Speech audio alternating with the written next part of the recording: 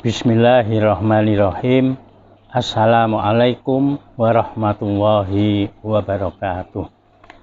Alhamdulillah wa syukrulillah wassalatu wassalamu ala rasulillah wa ala alihi wa ashabihi wa mawalah.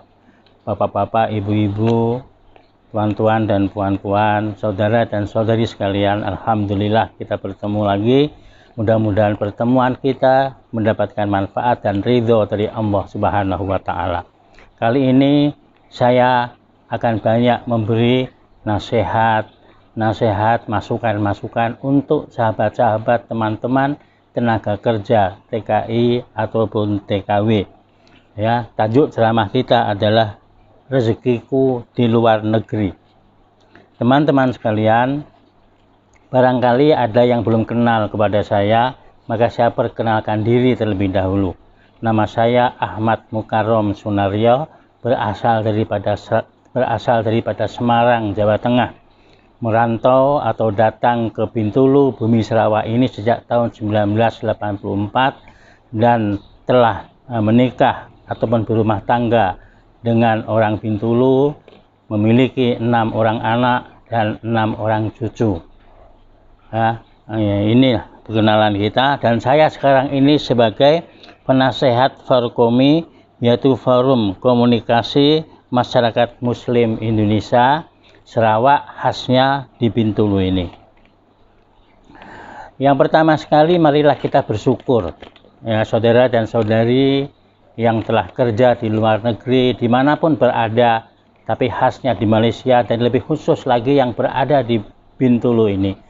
Bersyukur karena Allah telah memilih kita. Allah masih memberi umur panjang kepada kita untuk semata-mata dapat melakukan kebaikan. Baik kebaikan itu beribadah kepada Allah Subhanahu wa Ta'ala dan melakukan kebaikan kepada sesama manusia.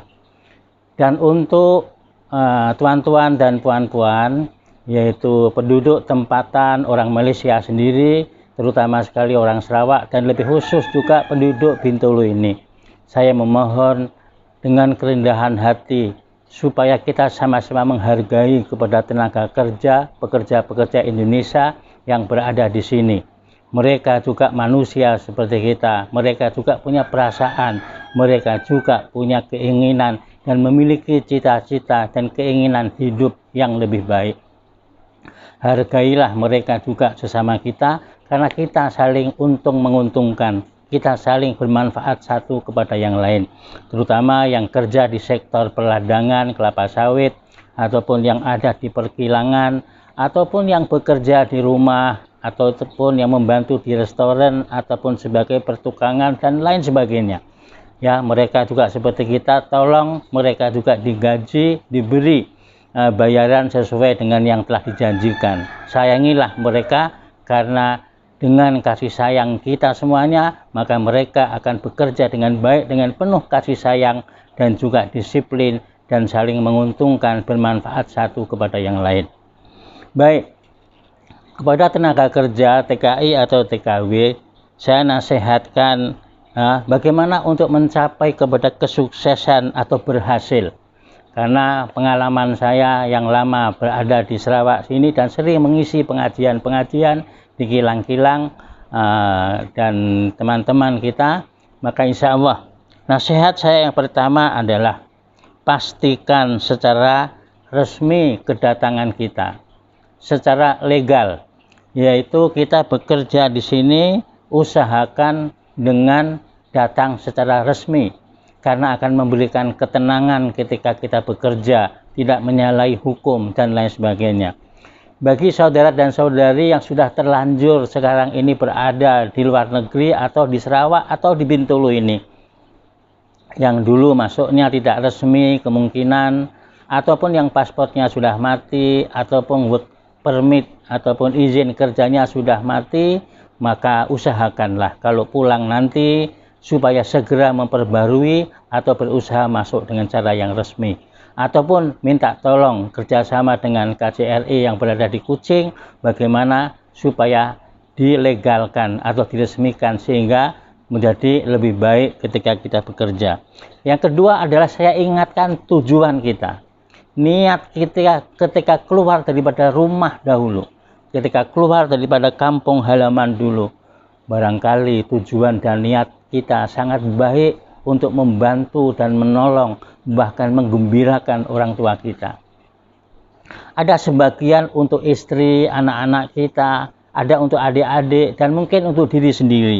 Oleh karena itu saya ingatkan daripada awal lagi supaya selalu ingat niat dan tujuan kita supaya tidak salah ketika berada di sini. Yang ketiga adalah jangan lupa, ya, kalau kita orang Islam, orang Muslim, hendaklah kita tetap beribadah kepada Allah. Selama kita dalam perjalanan merantau, insya Allah niat kita cari rezeki dianggap sebagai ibadah. Asal ya ibadah sholat 5 waktu jangan ditinggal, puasa jangan ditinggal. Kalau perlu ya dengan puasa sunat, kalau mampu sembahyang sunat, baca Al-Quran dan beramal yang baik. Dan jangan sekali-kali melakukan maksiat. Maka ibadah kita sepanjang kita keluar daripada rumah sampai balik ke kampung lagi dianggap ibadah. Meninggal kita syahid karena mencari rezeki yang halal. Ya. Yang keempat adalah rancanglah, buat perancangan berapa lama kira-kira kita merantau, berapa tahun, supaya kita jelas, karena kita akan pulang lagi sebagai modal kita tadilah. Kita perlu tahu 2 tahun, 4 tahun, 6 tahun, dan lain sebagainya. Yang seterusnya adalah tolonglah mengatur keuangan dengan baik. Ya, jangan sampai kita membazir, sia-sia. Kita beli barang-barang yang tidak ada gunanya. Kita mesti hemat, cermat, dan kalau bisa malah menabung. Termasuk juga, membantu keluarga yang ada di Indonesia. Karena kadang-kadang keluarga tak mau tahu kesusahan kita dapat rezeki atau uang di sini. Yang mereka tahu menganggap kita ada duit, kita ada uang. Senang mereka minta-minta. Sebab itu tetap kita bisa membantu mereka. Tapi dengan penuh perhitungan. Berapa persen yang kita boleh hantar untuk membantu mereka setiap kita dapat gajian. Sehingga untuk kita sendiri ada dan tetap kita membantu kepada mereka. Yang seterusnya atau yang keenam adalah pandai-pandailah berteman ataupun bergaul. Ya, tidak perlu kita saling bersaing satu kepada yang lain. Tidak perlu kita ego sendiri. Apalagi sampailah kita satu kepada yang lain, saling tunjuk-menunjuk, saling merasa lebih kaya, lebih punya duit dan lain sebagainya. Tak payah di sini begitu. Nggak usahlah mas-mas, mbak-yu. Yang pentingnya nanti ketika pulang kita membawa hasilnya ketika di sini. Tunjukkan bahwa ketika di tanah air nanti itulah keuntungan kita mendapatkan hasil daripada kerja payah di sini. Yang ketujuh adalah ikut peraturan. Baik peraturan itu ya daripada pihak perusahaan atau di negara tempat tinggal kita ini. Terutama sekali pada musim pandemi atau COVID-19 ini.